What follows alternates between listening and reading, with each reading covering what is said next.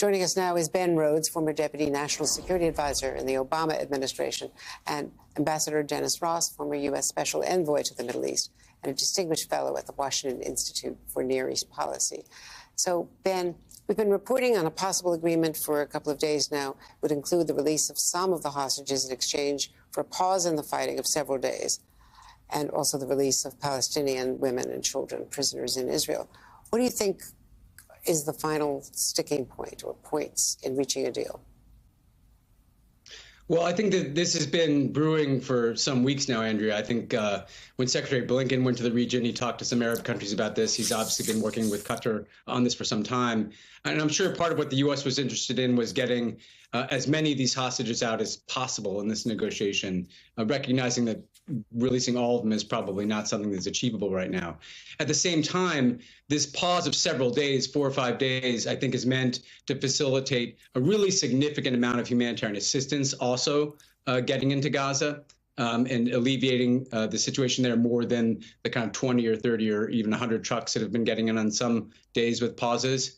And at the same time, as you said, Hamas will want to see probably some commensurate release of Palestinian prisoners, perhaps women and children from Israeli prisons. And I think some of the sticking points are probably what is the mechanism for getting that humanitarian aid in? How significant is it? What are Israel's concerns about things that have potential dual uses for Hamas in that humanitarian shipment? And at the same time, I'm sure that there are Israeli sensitivities with any long-term pause of their military operation and any release of Palestinian prisoners as well. And so I think that's what's probably been narrowed. How long is this pause? How much aid is getting in? Under what mechanism? And is there a release of Palestinian prisoners as well? And can the Israeli government sign on to that kind of agreement? And there's been some, I think, disagreement inside of Israel's government about this. However, when you have the President of the United States going out, as Joe Biden just did, and saying essentially he expects to get this done, I think that may actually be his own public message to whatever differences remain. Let's get this done, let's get this concluded, and let's get some of these people home while we can. I mean, there's so much pressure on Netanyahu, on the government there. Ambassador Ross, there was a big rally over the weekend, hostage families. It's agonizing for them. And Netanyahu is really coming from a position of weakness politically. Yeah, there is a debate going on within Israel. Obviously, the hostage families have this as their primary concern. And the truth is, most Israelis do.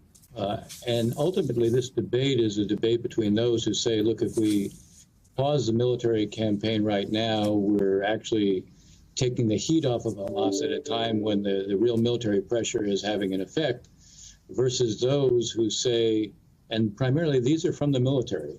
The military, the leaders of the military are saying, we're prepared to pause because we know we will be able to resume. And we failed. We, the IDF, we failed on our first obligation. Our first obligation was to protect Israelis, and we failed in that. And our responsibility is to get as many out as possible. And if this is the way to get around 50, that's the number that's being discussed. If we can get 50 now, it wouldn't be right for us to forego that possibility. And I don't think Prime Minister Netanyahu is in a position where he can resist that. Again, not only because of the hostage family, but Israelis generally. This is a kind of preoccupation. Whenever someone is taken, you do everything you can to get them back. After all, Prime Minister of Israel, this Prime Minister of Israel released 1,082 Palestinian prisoners, including Yahya Sinwar, who was the architect of October 7th, to get one Israeli soldier back. So the idea that they, in the end, they wouldn't do a deal on this, it just flies against the entire Israeli ethos, and politically, frankly, it wouldn't be sustainable not to do it. Ben, talk to us about the controversy, the pressure building also on Israel over the UN schools that were attacked, the hospitals, whether or not there is Hamas under those hospitals. People are, including leading Democratic senators, are arguing about the disproportionality of what they're seeing of civilian deaths. No, I mean, it's just been a horrific death toll in Gaza. And people can see that obviously there's an enormous amount of civilian suffering taking place. And so I think you have really growing international concern about this. And with President Macron calling for a ceasefire, you start to see some of the initial support for the Israeli military operation beginning to fracture around the world, both among public opinion and among leaders. And that's going to put pressure on Israel. It's also putting pressure on the United States, obviously, because President Biden has so fully embraced this. And so I do think having this kind of multi-day pause to really try to get a significant amount of humanitarian assistance in, to try to alleviate really dire circumstances that the people of Gaza are under.